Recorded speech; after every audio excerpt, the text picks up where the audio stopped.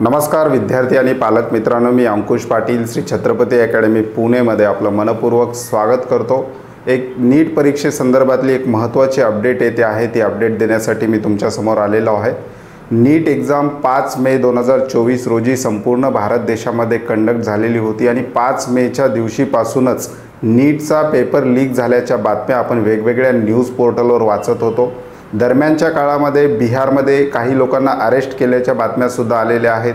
त्याचबरोबर गोध्रा या ठिकाणी सुद्धा नीट परीक्षेमध्ये काहीतरी गोंधळ झाल्याच्या बातम्या दरम्यानच्या काळामध्ये आलेल्या होत्या आणि हे संपूर्ण प्रकरण सुप्रीम कोर्टामध्ये म्हणजेच भारताच्या सर्वोच्च न्यायालयापर्यंत गेलेलं होतं आणि भारताच्या सर्वोच्च न्यायालयामध्ये या प्रकरणाची हिअरिंग कंप्लीट झालेली आहे आणि या प्रकरणासंदर्भात सुप्रीम कोर्टाने एक महत्त्वाचा निर्णय दिलेला आहे की विद्यार्थ्यांपुढे प्रश्न होते की या वर्षीची नीट परीक्षा रिपीट होणार आहे का, त्याचबरोबर या संपूर्ण बातम्यांचा नीटच्या रिझल्टवर काही परिणाम होणार आहे का, असे संपूर्ण प्रश्न विद्यार्थी आणि पालकांच्या समोर होते।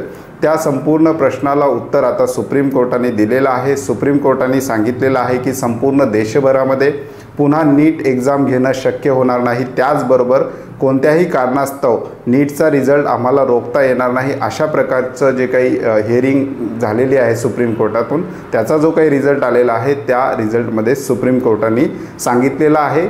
यातले दोन महत्त्वाचे मुद्दे आहेत। विद्यार्थ्यांपुढे सर्वात महत्त्वाचा पहिला प्रश्न जो होता की नीट एक्झाम पुन्हा होणार आहे का, तर सुप्रीम कोर्टाच्या म्हणण्यानुसार संपूर्ण देशभरामध्ये नीट एक्झाम ऑलरेडी झालेली आहे, आता पुन्हा नीट एक्झाम कंडक्ट केली जाऊ शकणार नाही।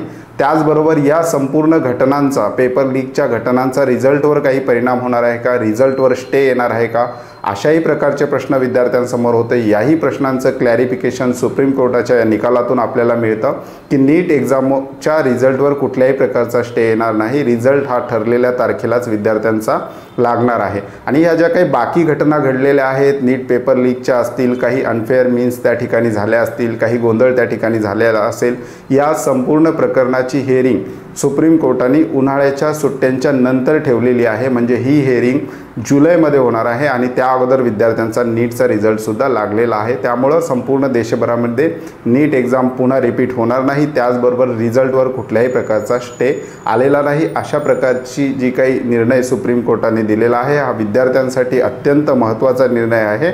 आणि ही जी काही हिअरिंग झालेली आहे या हिअरिंगचे बेंच जे होते सुप्रीम कोर्टाचे माननीय जजेस कोण कोण होते ते आपण पाहूयात।